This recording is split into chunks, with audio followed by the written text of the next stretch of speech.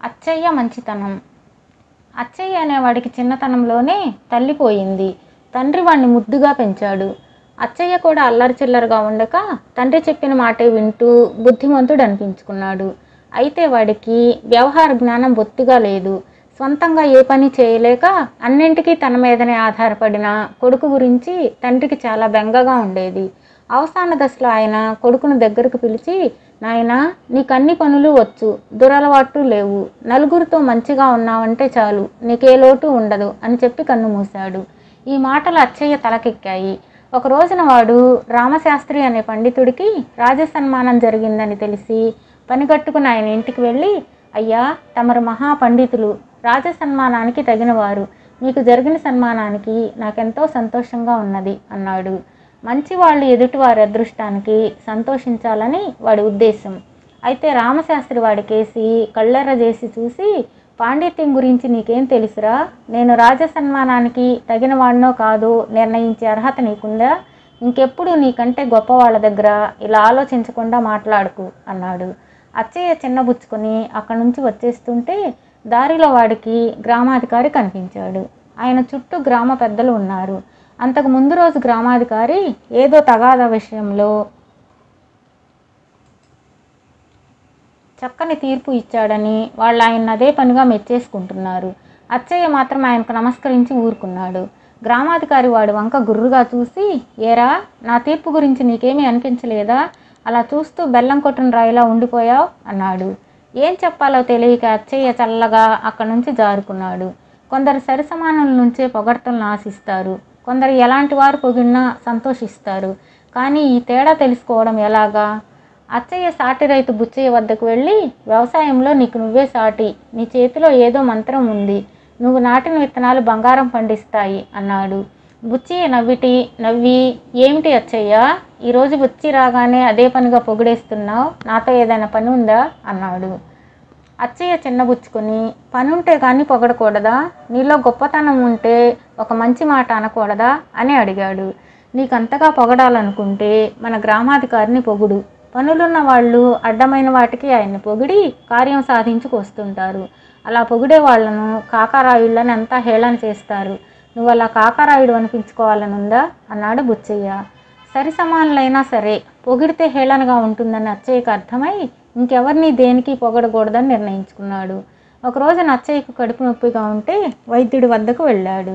వైద్యుడు ఆ సమయంలో బాగా దెబ్బలు తిన్నవాడికి ఒకడికి గాయాలను శుభ్రం చేసి కట్లు కడుతున్నాడు. గాయాలు ఎలాగయ్యాయి అని అడిగాడు అచ్చయ్య. రెచ్చిపోయిన ఎద్దొకటి వాడిని తరిమి తరిమి కుమ్మిందట. విషయం ఈయన అచ్చయ్య మౌనంగా ఊరుకుంటే వైద్యుడు కోపంగా, అచ్చయ్య, అయ్యో పాపమని జాలిగా ఒక మాటైనా అనాలని నీకు తెలీదా అని మందలించాడు. కష్టాల్లో ఉన్న వాళ్ళను చూసి జాలిపడినా అది మంచితనమేనని అచ్చయ్యకు అప్పుడు అర్థమైంది.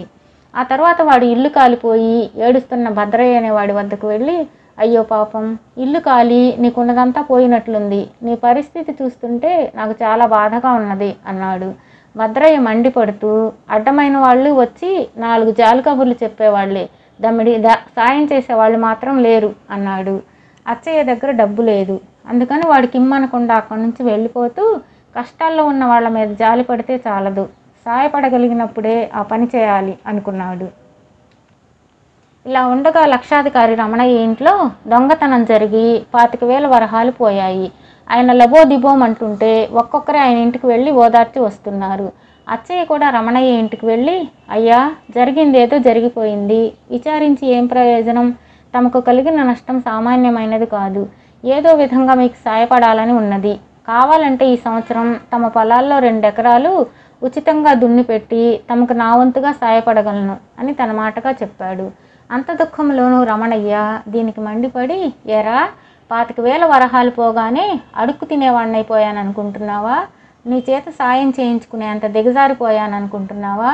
నీ స్థితికి నేను దిగజారిపోవాలని నీ వెధవ కోరికైతే ఇప్పుడే చెబుతున్నా విను.